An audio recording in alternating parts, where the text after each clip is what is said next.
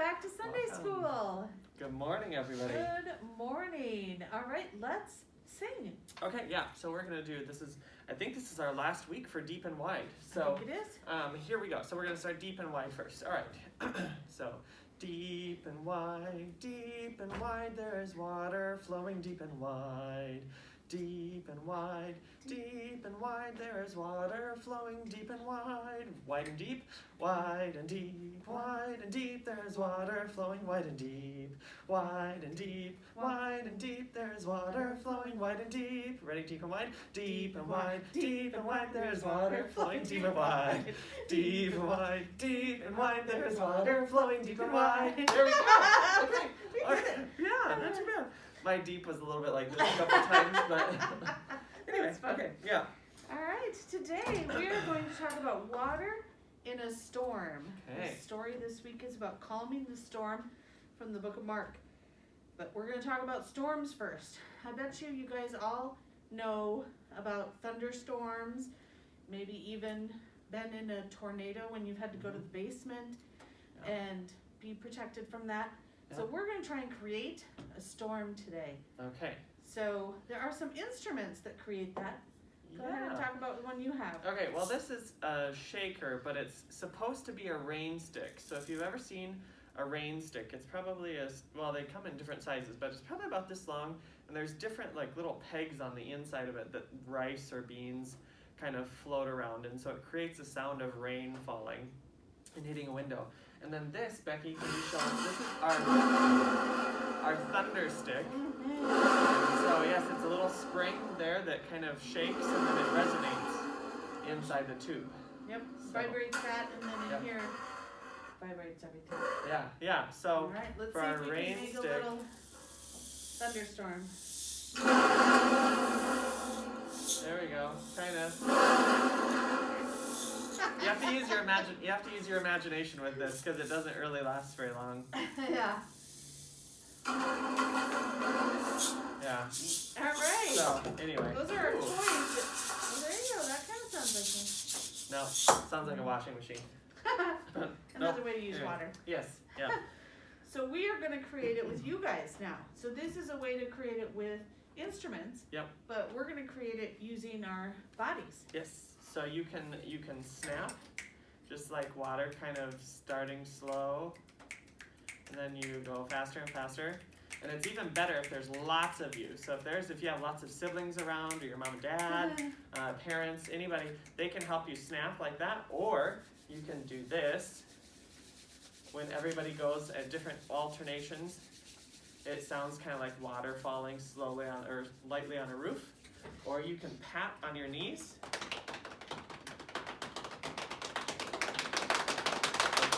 And it gets louder and louder, and the more people that you have with you, the louder it gets. And then if you have like a wood floor, it doesn't really work on the tile in here, but you can jump and sound like the thunder.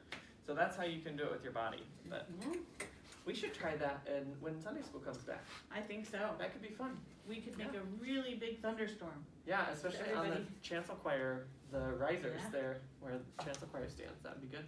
Yeah. Oh, that would make a good thunder noise. Yeah. Because they're kind of... They're hollow. Hollow, yeah. Yeah. Oh, that'd be good. That'd be good. Good ideas. All right. So that creates our thunderstorm for our story today. So we're going to read our story. All right. Do you want to start or do you want me to? I'll start today. All right. Late in the day, Jesus said to his disciples, "Let's cross the lake to the other side." Jesus had been teaching the crowds from a boat. So the disciples left the crowd and took Jesus just as he was. Other boats came along. Huge winds rose, and waves crashed against the boat, so it nearly sank. But Jesus was asleep on a pillow in the back of the boat. The disciples woke Jesus up, saying, "Teacher, don't you care that we're drowning?" Jesus got up and ordered the wind and the lake, "Silence, be still." The wind and the water calmed down. "Why are you scared? Don't you trust me?" Jesus said. The disciples were overwhelmed with awe and said, "Who is this that even wind and water obey him?" There we go. All right. So that is our story of the storm. So go and find your papers. If you are the youngest group, you have this story called Calming of the Storm. And it says, Jesus told his disciples, let's cross the lake. And a huge storm arose, but Jesus stayed asleep in the back of the boat. The disciples were scared and told Jesus to do something, do something, do something. Jesus ordered the wind and the water to be still. The disciples were amazed. So that is the storybook. Yeah. And then the middle group, if you're the middle group, this is the coloring page. It's a little more detailed than the storybook. Yeah. And then here is the most detailed one with a little more detailed coloring. It says, be still, crashing, chaos, calm. All right. Okay. So we'll color a little bit. Yep. Make thunder.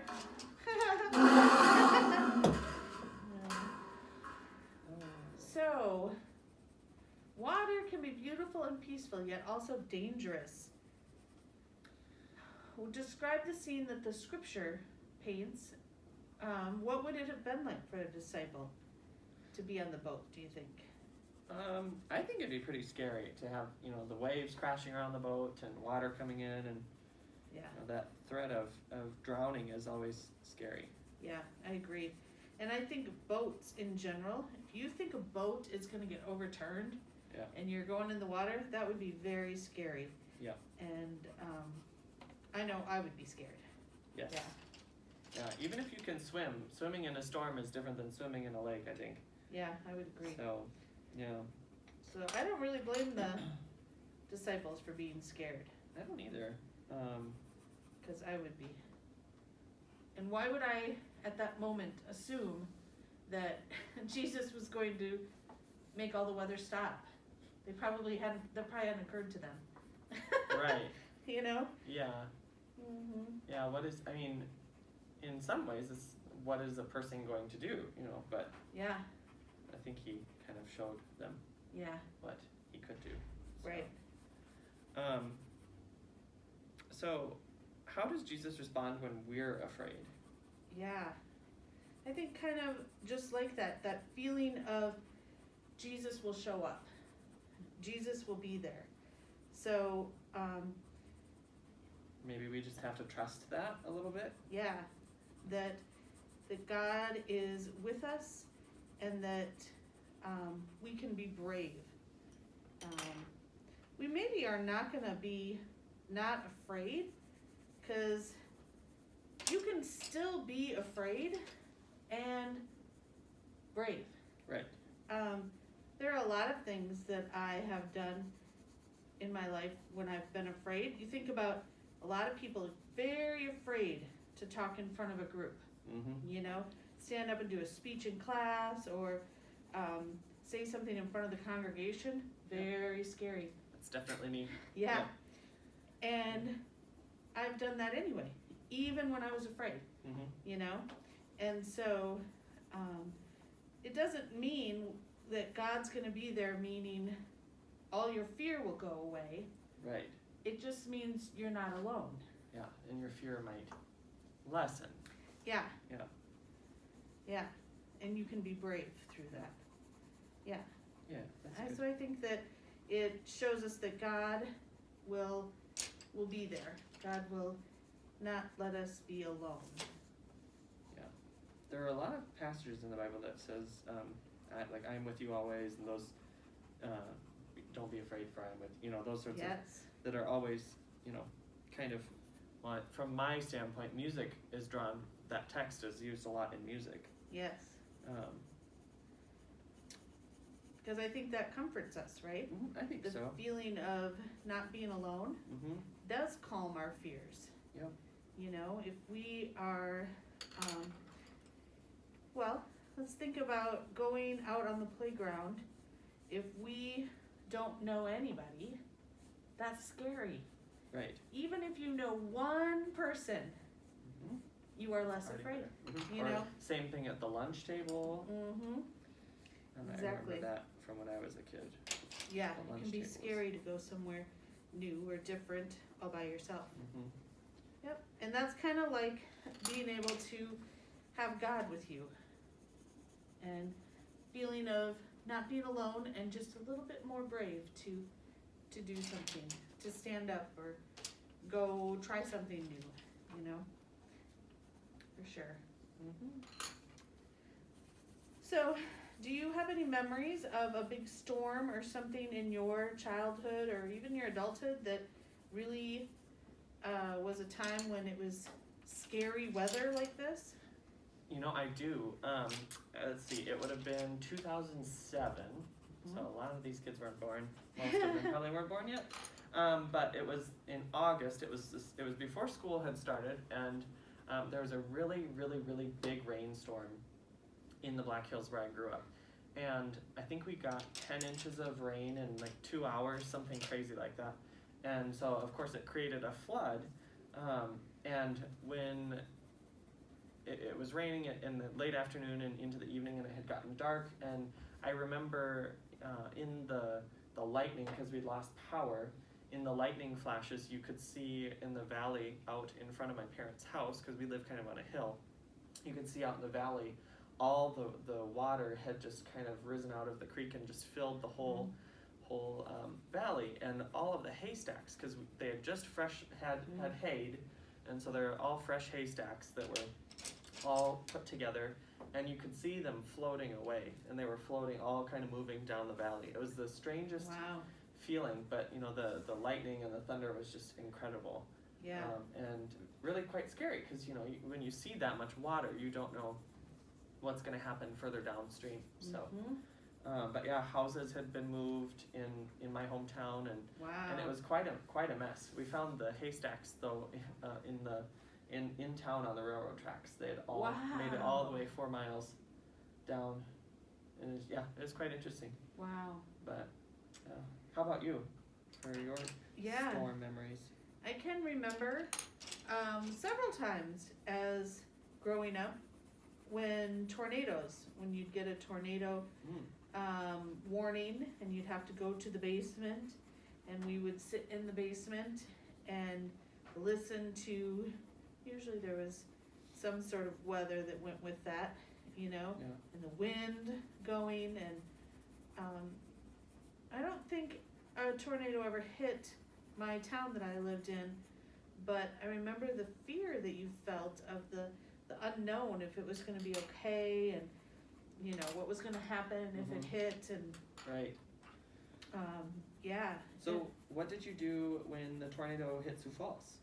Did you guys go down to your basement? Yes, we did, and you know that wasn't very long ago, so my kids were pretty big, and so that was a interesting time, because the sirens were going off and my phone was going off, and I had to go wake up my big kids and tell them, yep, it is time, we have to go to the basement.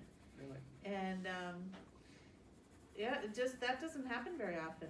No. And so we had to sit in the basement and wait to see when it was safe to come back upstairs. I slept through that. I didn't go downstairs at all. I somehow didn't hear my phone, didn't hear sirens. Well, I think they had a problem with the sirens. I think that was an issue. That not all the sirens went off, and that was kind of a problem that they needed to look into. Yeah, I think so. I think you're right. So the good thing is that now that they can fix that and make sure that all the sirens are working. Right. Yep.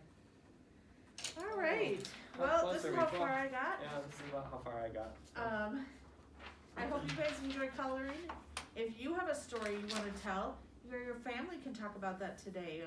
Ask your parents, was there ever a storm when they were growing up, and what was that like for them? Yeah. And if you remember, you guys would all have been around for the tornado in Sioux Falls. That was just a year or two ago. All right, so let's sing. Let's sing some Deep and Wide again. So, deep and wide or wide and deep? How do we want to start? You decide. Let's do deep and wide, because that's the way we know it. All right, here we go. Deep and wide, there is water flowing deep and wide. deep and wide there is water flowing deep and wide and deep, wide and deep, there is water flowing wide and deep, wide and deep, there is water flowing wide and deep. Ready? Deep and wide, there is water flowing deep and wide, deep and wide, there is water flowing deep and wide. There we go. All right, good job. All right, we've come to our time of prayer, so let's take a deep breath in, hold it, blow it out. Dear God, whether you calm the storms in our lives or give us the courage to face them, we give you thanks for your strength, your peace, and your comfort that cover our fears. And all God's children said, Amen. We'll see you next week. Bye.